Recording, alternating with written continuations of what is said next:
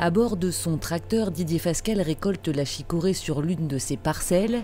Octobre, c'est le début de l'arrachage qui va durer plus de 3 mois. Avec ses frères, il cultive cette racine typique de la région sur 50 hectares.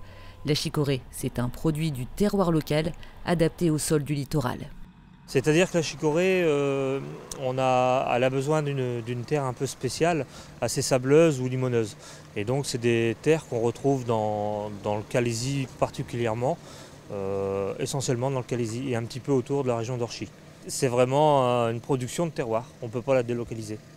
De la chicorée, on ne garde que la racine qui est ensuite amenée dans une sécherie.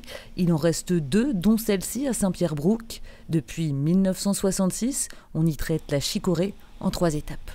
Donc ça arrive brut comme ça. Après, ça passe dans la laverie. À la lavage, ça enlève la terre. Tous les ordures qu'il y a dedans, quoi. C'est trié en haut.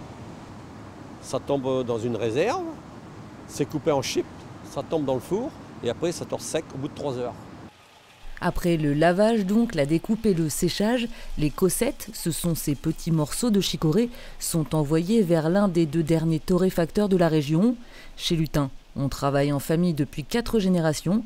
Ici, c'est la dernière étape avant le produit fini.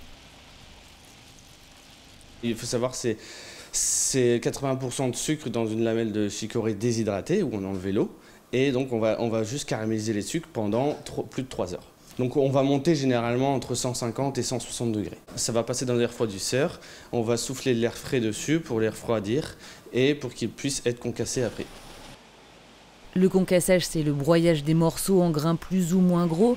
Ultime étape avant la mise en sachet. Lutin exporte un peu plus de la moitié de sa production.